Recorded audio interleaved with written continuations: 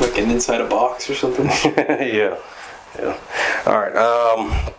Check it out, everyone. Welcome back. Episode 5. I don't know. Episode X.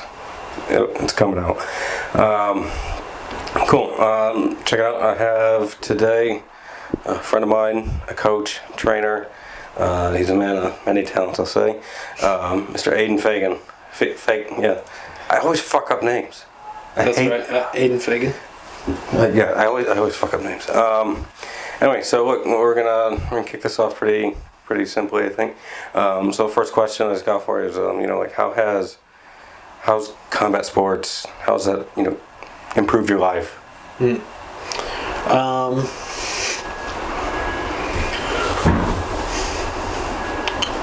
Like I think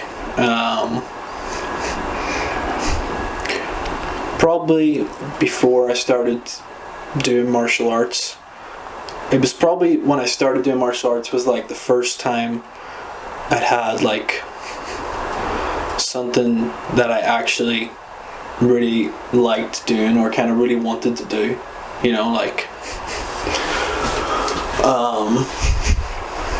like I was pretty like book smart in school and stuff and kind of did well in exams and always kind of thought I'd probably just like do some conventional kind of path, I suppose. Yeah.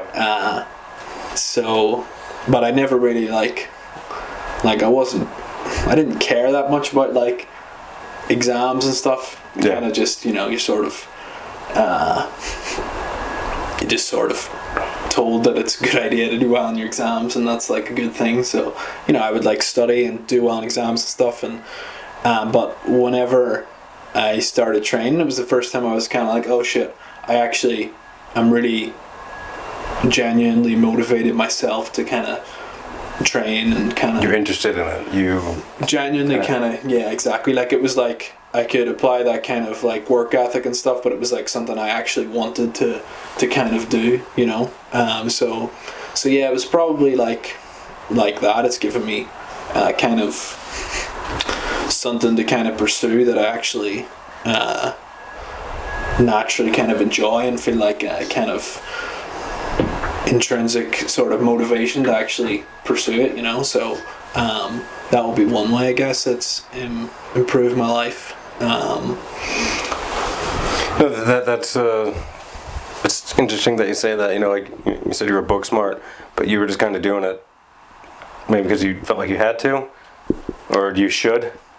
Yeah, and I guess, I don't know, it's kind of just like what your parents and your teachers and fucking the people around you sort of say is like good, Yeah. Be a good boy and do well in school sort of things. It's kind of alright, well, so I guess it came natural to me, so I would try to do well, I guess, but yeah, it wasn't really something like I didn't dislike, like I was really good at maths, and like I didn't dislike it really. Yeah. It was kind of neutral. It was like I don't mind freaking sometimes kind of satisfying solving an equation or some shit, but I wasn't like fuck yeah, really excited to do some maths, math. Yeah.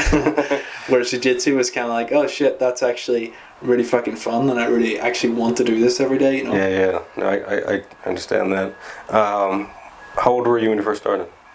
18. Okay. Yeah. So you're 25? 6. Just 26. 26, yeah. That was close. Okay, so I mean, fairly new, fairly fresh then. When did you get to? So you're a purple belt, and you got how long you been a purple belt now? Coming up on what, 2-3 years? Coming up on 2 years in November, I think. Yeah. That's pretty good timing, or that's pretty good progression then. So clearly, it shows your interest and kind of motivation to stay into it. How was it that you came about jiu-jitsu? Let me see. I think first was the UFC game on Xbox. Okay. I think we had like a demo of it or something. So don't know I think it was a demo. Like you could just like have a match, but you couldn't really do any of the special stuff, career mode or any of the kind of cool stuff, but used to play that with my brother and with my kind of friend across the street. That was like initially, and around that time I started to watch like not much, like once or twice I would kind of look up and watch like some Anderson Silva because I liked playing with him in the game and he was like the best one in the game, and I watched a couple of his fights, but like still wasn't really massively into it. Then what really got me into it was Conor, obviously. I think I saw someone share the Notorious documentary. Yeah. So this was when he was kind of just getting started in the UFC, and I think I watched it and I just thought he seemed like it was like interesting character, the way he seemed like when he was on the streets and people were approaching him, he seemed like he's like, you know, kind of a ruthless fighter and stuff in the cage, but he actually seems like a genuine nice guy and stuff in real life, and he seemed kind of like a cool guy. And really, really confident, I guess. I was probably kind of drawn to that, I suppose. And then I think I saw like an interview of him whenever the first Poirier fight. He was like trash talking him, and it was pretty funny. He's a great trash talker. He's a great trash talker. So I started to get into Conor McGregor, and then I started to watch all of his stuff about his training and about the human movement and all this kind of stuff. And like at the time, I would go to the gym. I used to kind of do like powerlifting, not like really seriously, but kind of like I would go to the gym 4 or 5 days a week and I would do weights and stuff. And but I just thought what he was kind of talking about in his training stuff just seemed a lot cooler, like kind of working on, you know, being more flexible and having good balance and like doing these cool kicks and, you know, learning martial arts and stuff, and it just seemed sort of cool. So for a while I'd kind of been interested in it and thought like it would be really cool to do that. So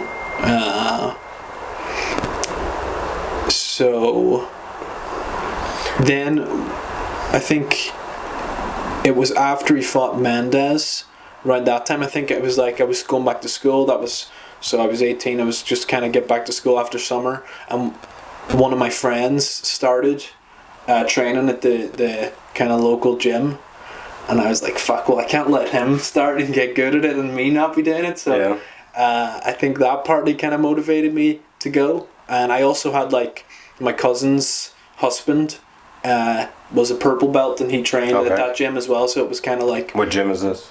This was Team Torres. Oh, okay, So so that was where I started. And so I think he maybe said like, you know, you should come down and train sometime or something, or, you know, my cousin had maybe said to me like, you know, you should go with Stephen, my not his wife, but her brother. Oh, sorry. Was saying to me, you know, you should go with Stephen, with Neve's husband. You know, you should go down to Jitsu. I think or you know, something like that. He had suggested it, and so I'd always wanted to try it. So one week I just decided, I'll go freaking try it. You know, so I just went myself. There was like a kickboxing gym downstairs. There was the Team Torres was upstairs. So I went one week and did kickboxing. Went the next week and then tried the jiu-jitsu, and I think I preferred the jiu-jitsu. Yeah. And they were jiu-jitsu, but they also did striking as well. So it was like, well, I think I'd prefer to do a bit of everything. So just started training then, and you know, started off like a couple days a week doing the beginner classes, and then after like 2 months or something, it was pretty much like I was just training every day. That's awesome. And that was pretty much like since then, pretty much been doing it every day. So what motivated you to move down here? Because now you're training at SPG HQ. Yes. The Notorious's gym. So you went from, you know, playing him on the video game to you know, kind of watching the docuseries about him to training at his gym. Well, I shouldn't say his gym, but the gym that he trains at. Yeah. So after I finished school, probably partly from starting jiu-jitsu and really liking it, thinking, I think I sort of thought in the back of my mind like, I'd kind of like to freaking pursue this, but it sort of seemed a bit wacky. Like I'd only been doing it for a few months, and like, but I just didn't really feel like I was never so sure that I wanted to go to university, even though it always seemed like, you know, the obvious kind of path or whatever. But I started to kind of question that a bit, and so I decided instead to kind of travel a bit. So I ended up going to Vancouver. Me and my brother went to Vancouver, lived there for nearly 2 years. Oh, nice. And I was still training there, obviously, and kind of started competing in Jitsu a decent bit. And then I moved from there to Australia. And everyone goes to Australia. Yeah. So around like whenever I was in Vancouver, and I always kind of still had this question, like I want, you know, kind of what I want to do with my life, and maybe I should still go down the more conventional route and go to university and do something like I always thought I would probably do. And it was like something I was trying to figure out for a long time. And then just before I went to Australia, I was considering like going back to university, and I had applied for some universities. One of them was Trinity in Dublin. Yeah. So I applied for something different than I thought I would ever do before. So I applied for psychology, and when I was in Australia, that was where I had my first MMA fight. Really?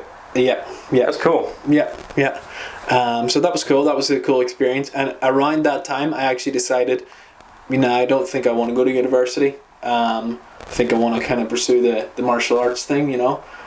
Sorry, how long were you in Australia for? 8 or 9 months, something. I think 8 months. So you're just kind of months. backpacking, traveling around. Well, sort of. I ended up staying mostly in Byron Bay. Don't know if you know it. No idea. It's like a little beach town. East or West Coast? East Coast. Yeah. So it's a cool place. Kind of hippie vibes a little bit, you know. Yeah. But I kind of liked it. It was a good time. And so I decided then that I didn't want to go to university, right? So I still had the application made and stuff, but I kind of decided that I don't think I want to do that. I think I've kind of made up my mind that I want to kind of pursue martial arts, I guess, as a kind of career, I suppose. So so then I was planning to stay in Australia and do another year there. I moved to Melbourne, where it's kind of Lachlan Giles' gym, Craig Jones' old gym, Absolute MMA in Australia. So I was planning to move to Melbourne, and so to get my second year on my visa, I had to you have to work on a farm for 3 months. Really? Yeah, it's like a government thing to get more people to do farm work, I guess. Like, so if you want to get a second year on your work and holiday visa, you need to do 3 months of farm work, or you can do some stuff like construction and stuff, but generally most people do farm work. So I was trying to kind of get that sorted, and I told this, I don't know if you saw that last podcast I did with that, I just kind of told this story. It's a funny story, like, about the farm work.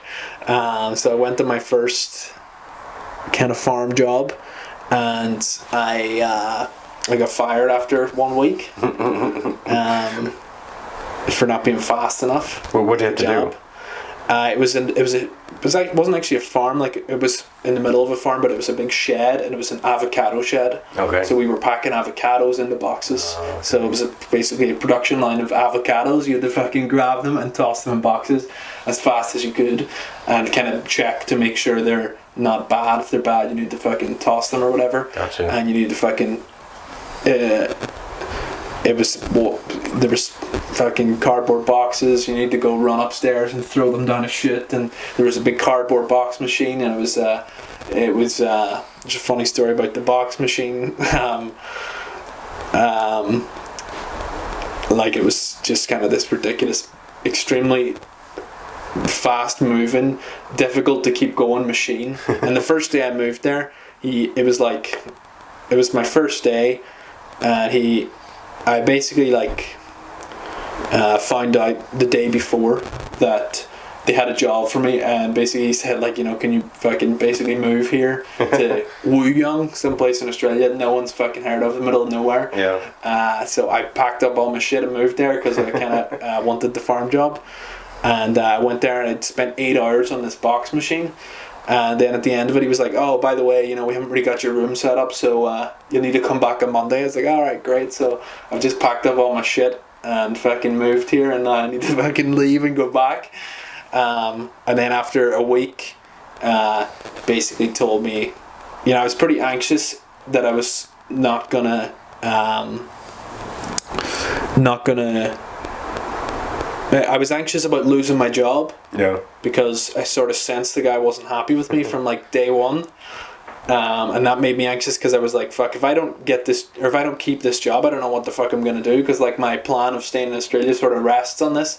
And so then I was like more anxious, and that probably didn't help either. Like, and it was kind of exhausting trying to fucking pack these avocados and try not to get fired. And ended up getting fired. Farm work's hard. You know, it's kind of whatever position you're doing, unless you are the guy who owns the place. I don't know, that's probably not true either. He probably works amongst the hardest. Yeah, no, like those kind of labor-intensive jobs are very difficult to do. It was pretty tough, yeah, and it's in high demand because obviously everyone needs their farm work. So it's, he basically said from the outset, like, if you're not good enough at the job, you're fired. You should do something like that in the States. You did set something? No. I said, hell no, I didn't do that. So they should do something like that in the States. Yeah, maybe. I know a lot of farms in the States are struggling for, like, you know, for labor, and like the what do you want to say, the illegal market for illegal labor is quite high, and a lot of farms use it because, you know, like they still pay them well. You know, like they pay them what they would pay anyone else. And it's just those are the guys and girls who actually will come back day after day and do the job and do it efficiently and well. Yeah, it's tough work, man. My grandma did it. My dad did it for a while. A lot of my family have done, like, you know, grew up traveling around, you know, traveling to crops basically. It's fucking tough work. So anyone who's done that, you know, good on you. Yeah. Yeah. Wait, so sorry, you got fired from that job, and then what happened? What happened after that? Were you able to pick something up right away, or?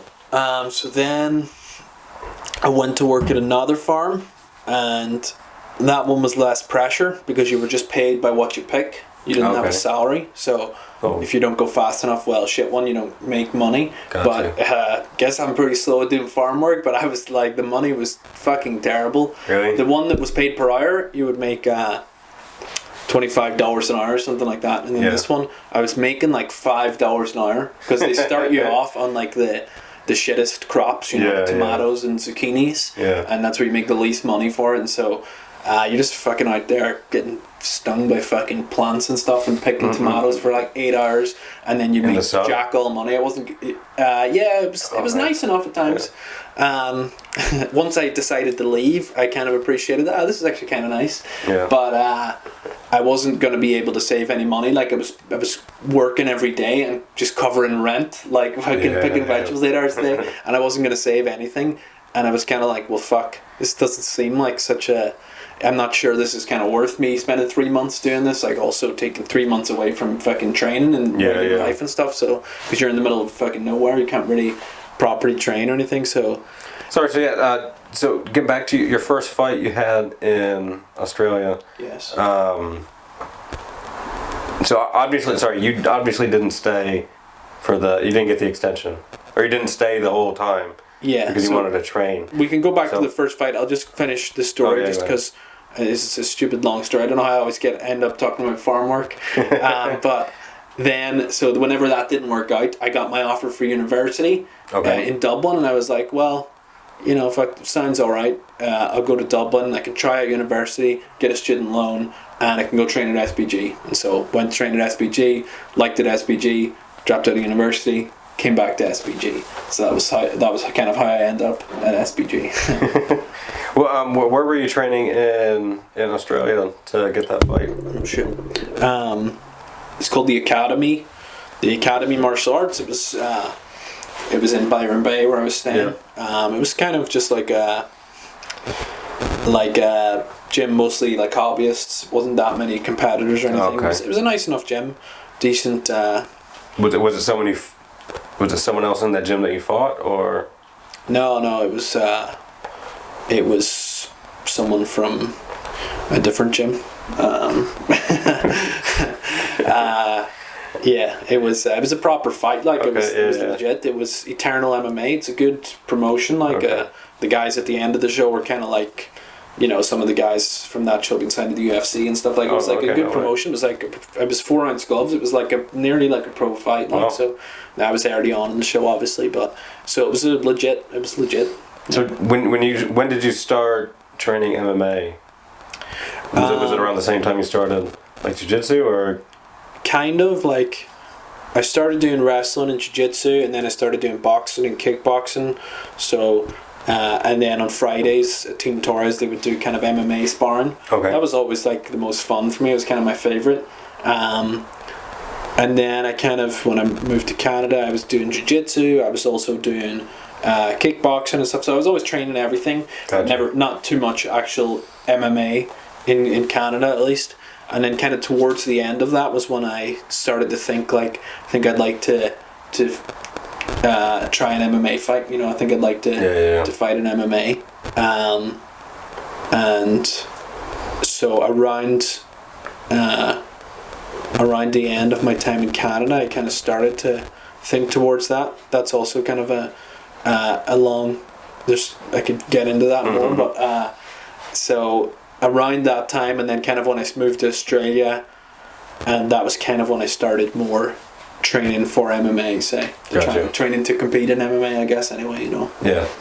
Alright, so shoot over to when you're in SBG now. So what was it like for your family when you kind of told them that you were dropping out of Trinity to go fight guys in your underwear? I mean, were they supportive, or did they kind of like, yeah, maybe you should stay in college or try and do both, or how did that go? Yeah, it was pretty like intense, to be honest. Like, I can imagine for sure. Yeah, no, it didn't go down super smooth. So yeah, that was a bit of a process to get to end up dropping out of university. What about your siblings? Were they supportive at least, or? I sort of felt like everyone thought I was insane, or like they were kind of talking to me as if I was insane a little bit, and it was kind of like, it was a little bit frustrating because I didn't like university, and I was kind of like, you know, I was pretty confident that I actually wanted to do this, but I was scared obviously because it was like it's a scary thing to kind of go and do something unorthodox and less secure and all of that. But I was pretty confident I wanted to do it. But and I was pretty confident in my reasons and stuff. But everyone would kind of act as if like it was a little bit of fucking, you know, Aidan's in this insanity that we need to kind of talk him out of a little bit. Joining the cult. Yeah, exactly. So, which I guess is understandable to some degree. If you don't understand fully, it probably can seem from the outside to be like a insane thing to do, I guess. But so yeah, it was like not the smoothest, I guess, with my kind of parents and siblings and stuff. But yeah, got there in the end, I suppose.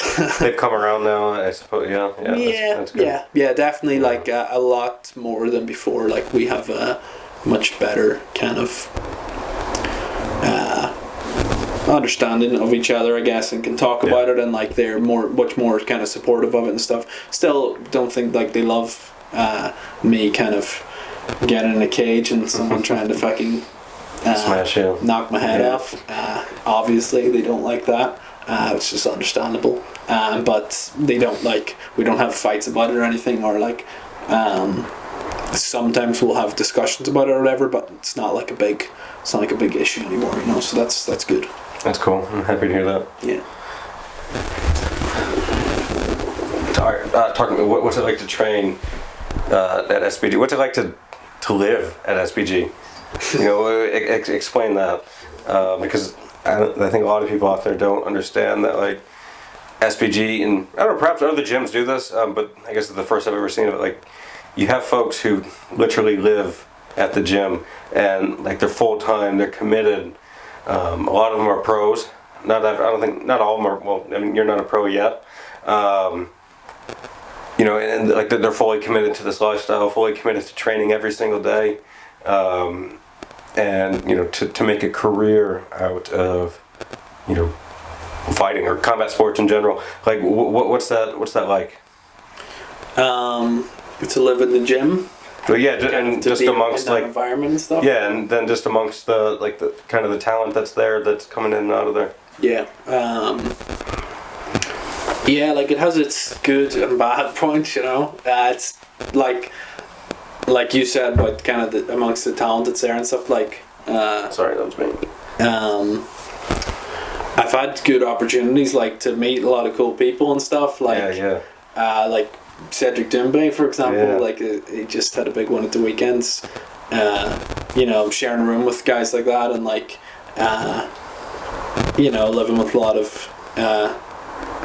With some, you know, cool people. Depends, sometimes it changes a lot, like who's there, and people come and go and stuff. It's a bit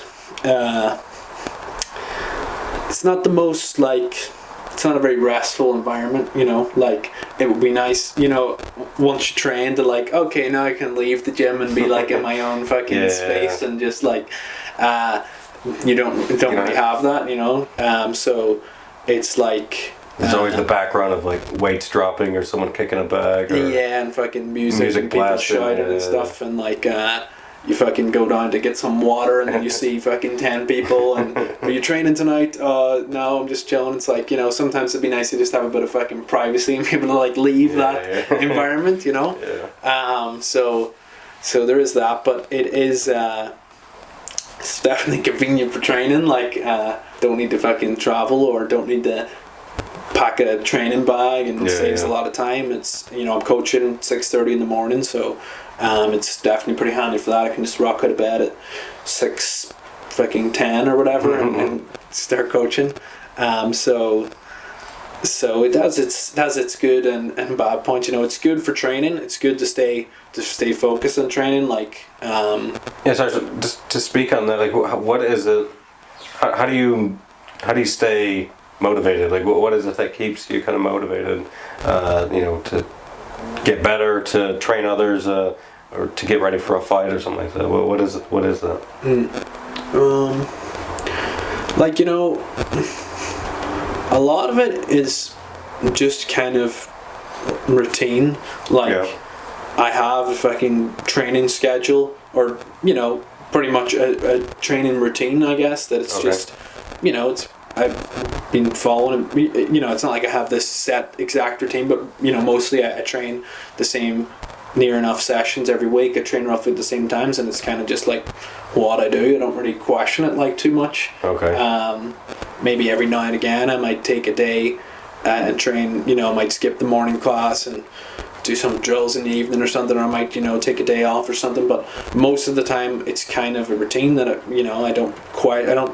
it's not really a question of am I going to train tomorrow. It's kind of just I'm going to train most days, and so like that's a part of it. But I guess like some people are kind of like, you know, I need to have a fight book before I'm motivated to train or whatever. And I can't say, you know, I can see how, you know, I'm probably a little bit more focused and stuff whenever I have a fight book, but like I don't really feel like I'm somebody who's like I'm only motivated to train if I have a fight. Like I just like training. It's like that's you're fully in the lifestyle. You know, so like it's just kind of second nature every day. You know, some people, you know, get up, go to their office for work, whereas you know, you get up, you go train. And I guess like I watch a lot of instructionals, like and that actually I feel like that motivates me because I've always got something I'm kind of working on or trying to implement or whatever. So it's kind of like in the morning I wake up and I coach, and also instructionals and stuff. I often coach stuff that I'm learning or that I have, So I'll wake up in the morning, I'll coach, I'll have breakfast, I'll watch instructionals for half an hour or whatever before training, and then I'm kind of gets me in the mood to train. Then I'm like, okay, cool, that's some cool stuff, maybe I'll try some of that today, and then I'll go and I'll train. And so I guess that kind of is a motivation in some sense to have things that I'm kind of working on and stuff. But I kind of just I like training, I actually just enjoy it.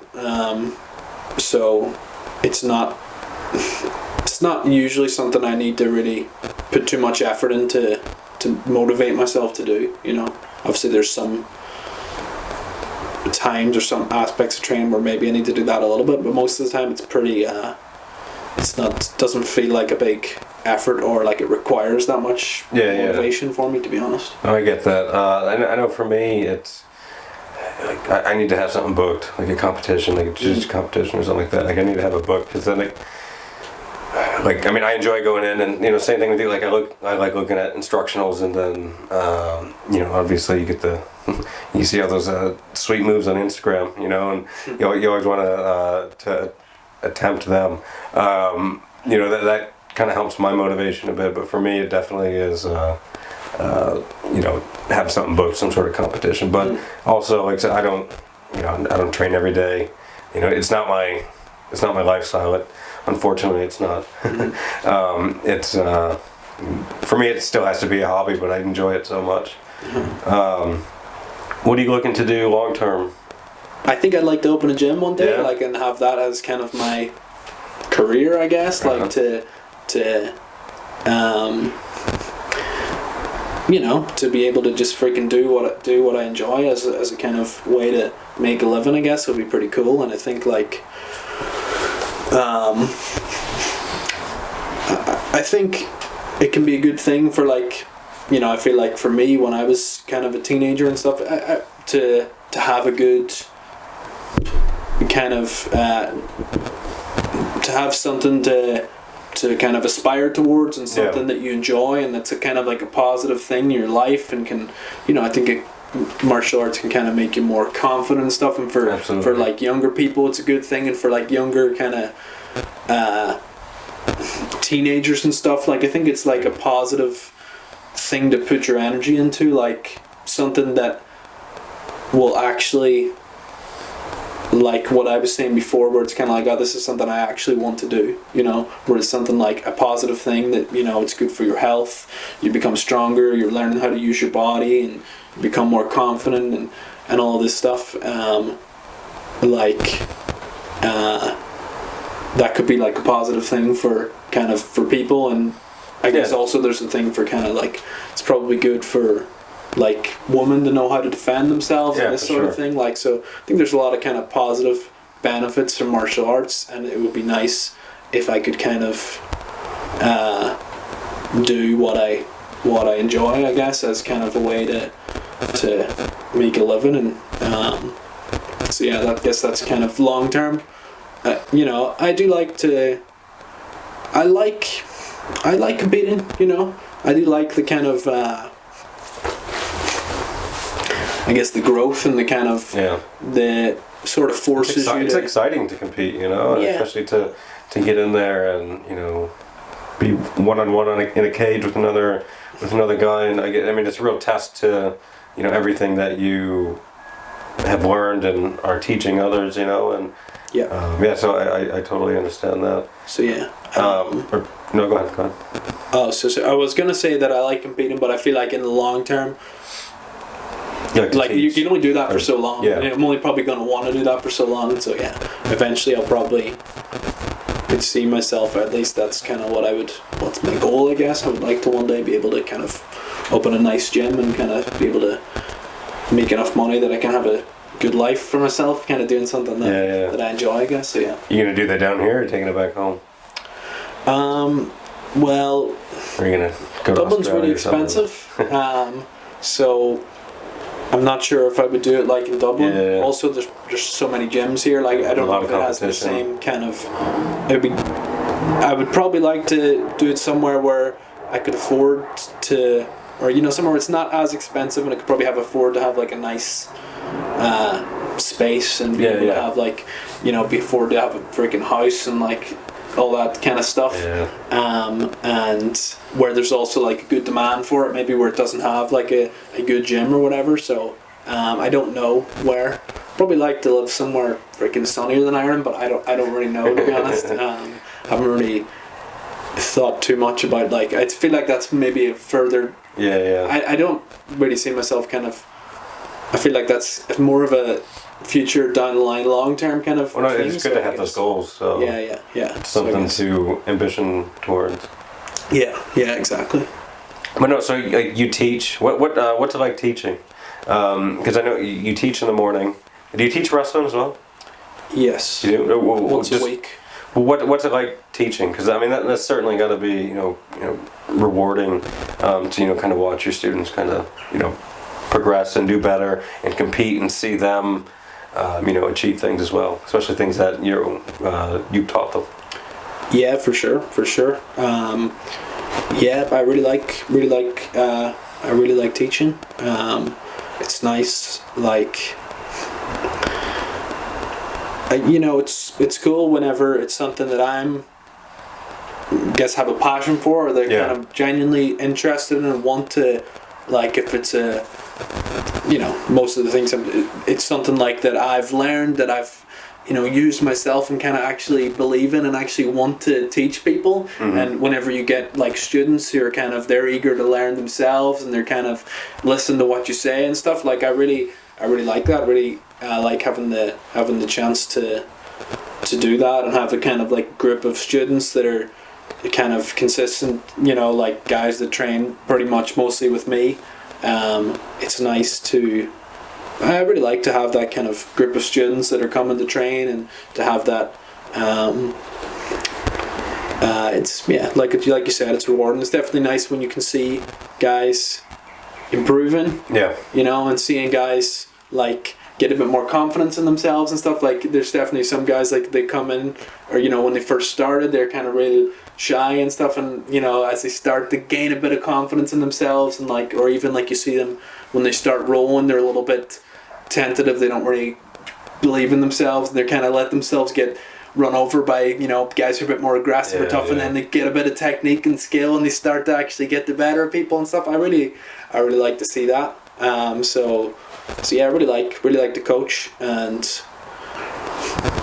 for me, I'm like, when I feel like I've given like a good class and everyone's enjoyed it and got something from it, I'm like, that feels nice. And whenever I feel like I didn't give a great class there, it wasn't my best coaching, I'm kind of like, sometimes feel like I would have liked to do better, but it's definitely an enjoyable kind of rewarding sort of thing, yeah, for sure. That's cool.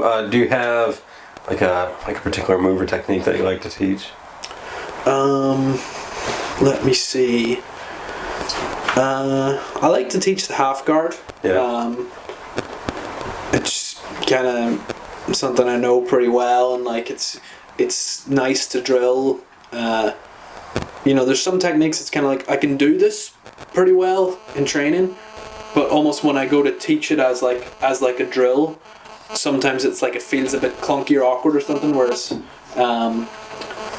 I like teaching the half guard because it's kind of smooth to drill, and it's kind of something that I know well. And sorry, there's been a bunch of interference in that. Yeah, it's the aliens, Elon Musk and Starlink. I don't know what that is. Oh, can't hear anything now.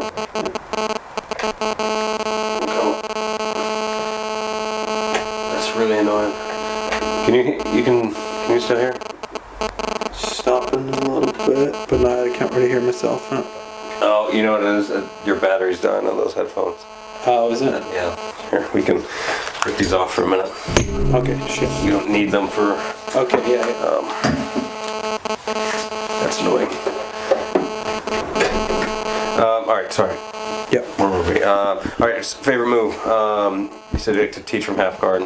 Yes. The different... technique submissions from half guard. Like, what's my favorite move from? Yeah, they're just in general. My favorite move, I would have to say the knee lever, or some people call it the John Wayne sweep, or John calls it the giggler. What's that?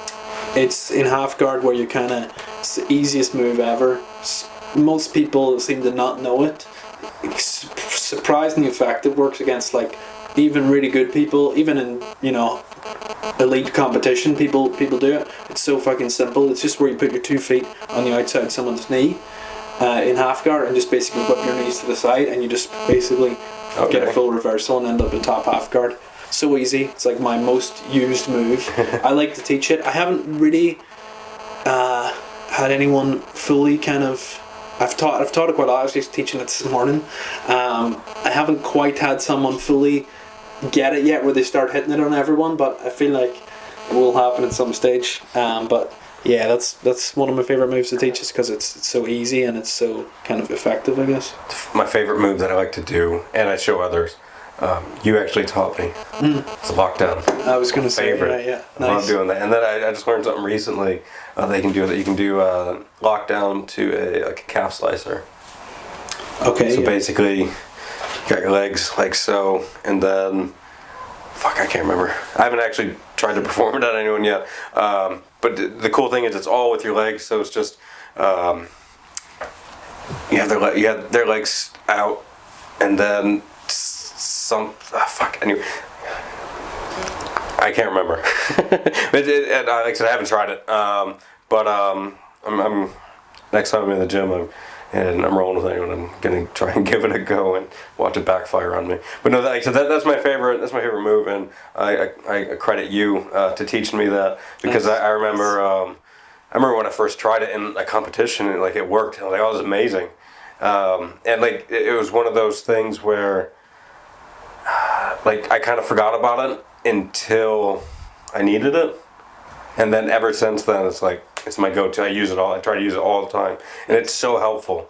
I find it very helpful, for bigger people, like when they're on top of you, just to get them off your chest. Yeah. And just kind of put them a bit more on your hips where you can kind of roll them or sweep them if you can, or just anything just gets them off your chest. Yeah.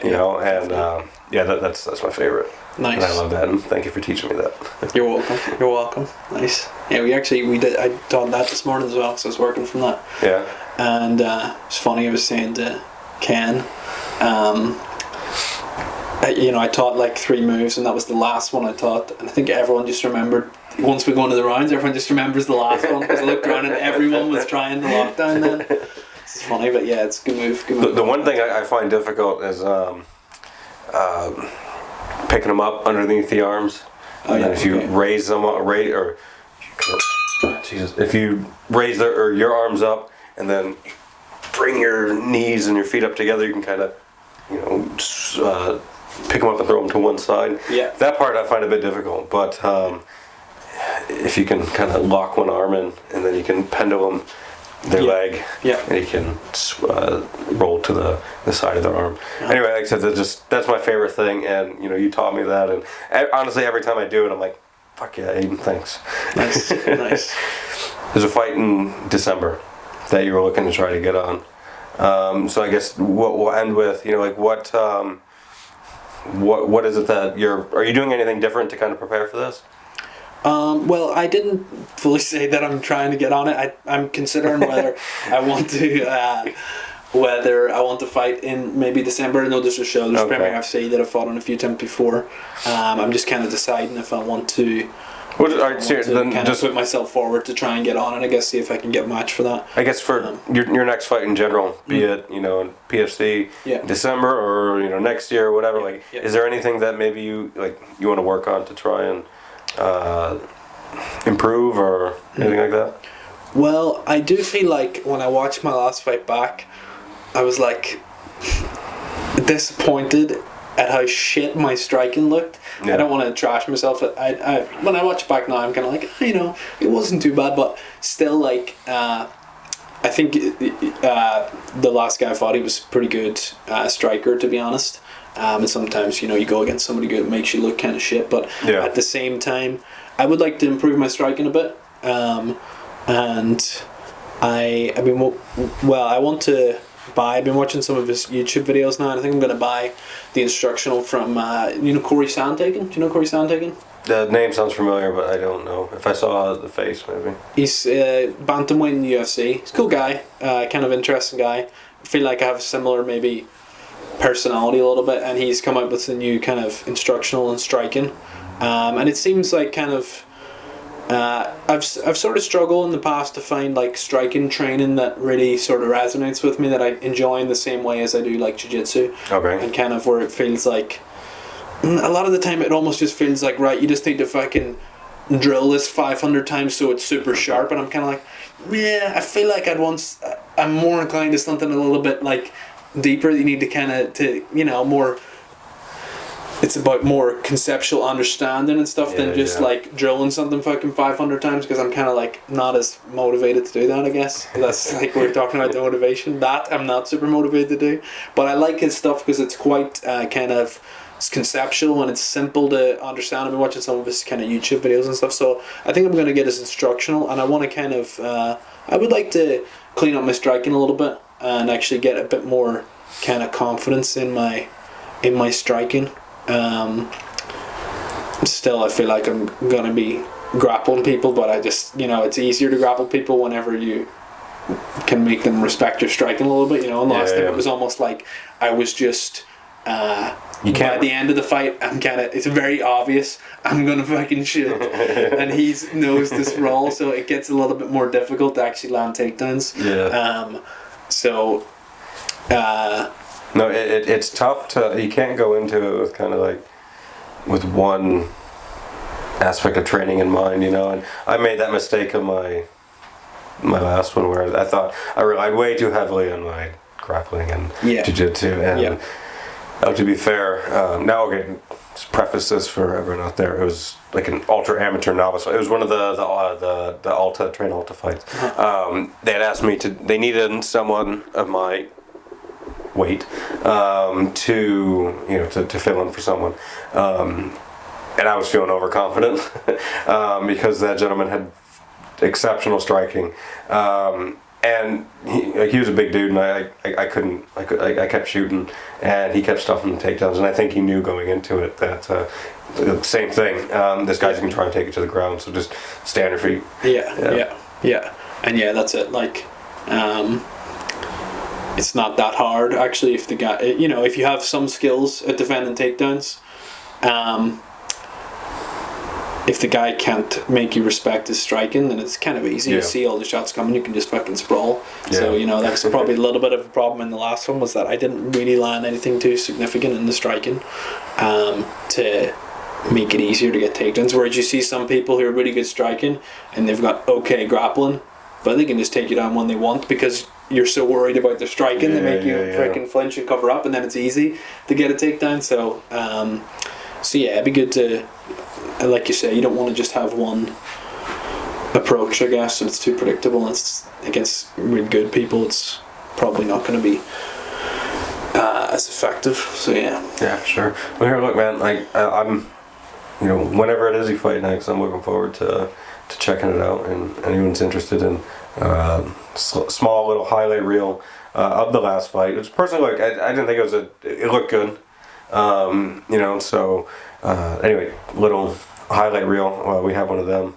and I'll link that below or tag it somewhere on the screen here, but we'll check it out. So look, Aidan, I really appreciate you coming over. I enjoyed talking to you. I always like seeing you. You're always smart, like you always look like you're enjoying yourself, so it makes me happy to see that, and then to see you happy, smiling or whatever whenever I come in the gym kind of helps give me a boost too, so I appreciate that. And look, I'm looking forward to training with you again if I can ever get myself out of bed that early.